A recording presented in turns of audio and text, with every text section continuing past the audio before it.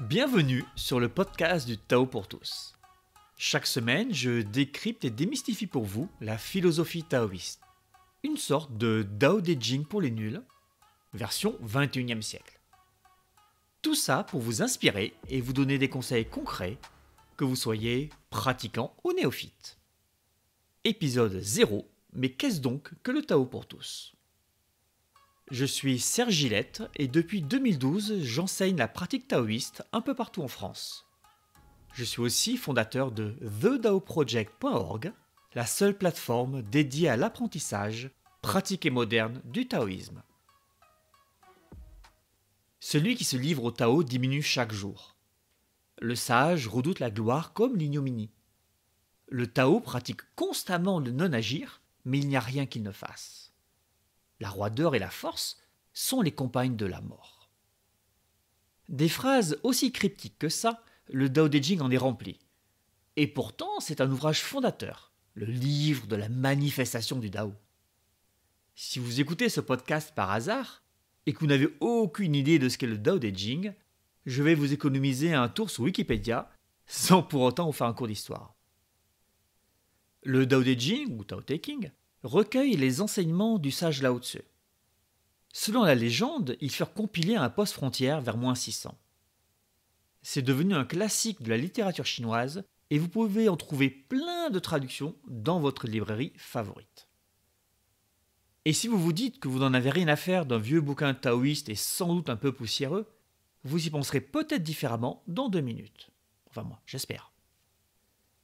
Donc dans le Dao De Jing, il y a plein de ces beaux vers qui sonnent bien et qui, venus du fond des âges, semblent nous communiquer un message si profond, mais qui en même temps dépasse totalement notre entendement. Bah oui, mais sérieusement. Celui qui se livre au Dao diminue chaque jour. Ok, à première vue, tout ce que ça nous inspire, c'est what the fuck.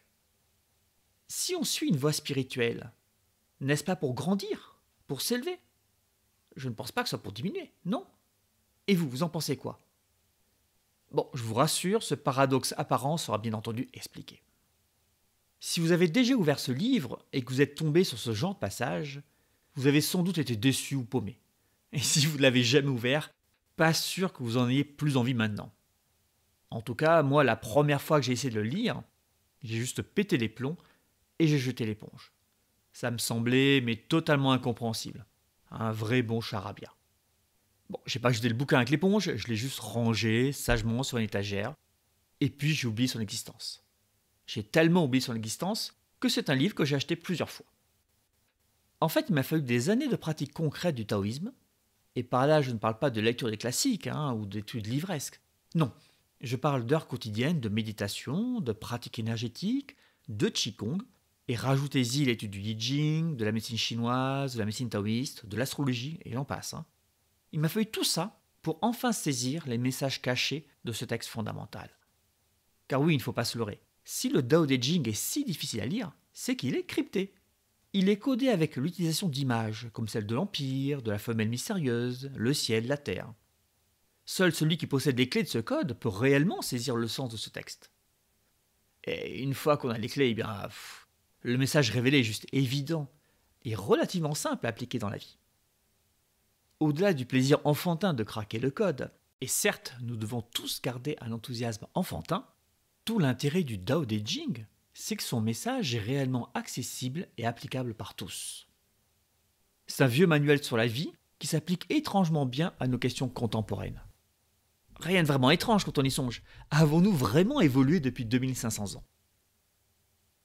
C'est pour cette raison qu'ayant appris les clés, je me suis dit, pourquoi ne pas le diffuser ? Pourquoi ne pas rendre cette sagesse millénaire réellement accessible, à la portée de tous ?